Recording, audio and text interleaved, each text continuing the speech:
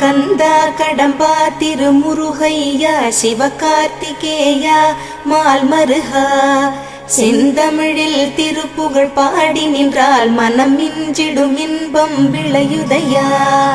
சிரகிரி வேலவனை காண்கையிலே விழி ஓரம் கண்ணீர் பெருகிடுமே.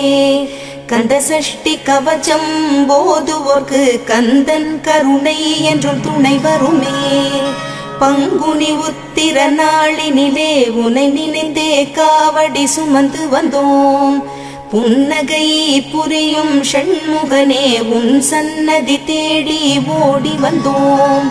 உன் பதம் பணிவது என் தவமே, என் மனதில் நிறைந்திடும் உன்முகமே. ஷண்முக பிரிய குஹ குரு சரவணனே வந்தே இன்னருளை தர வேண்டும்.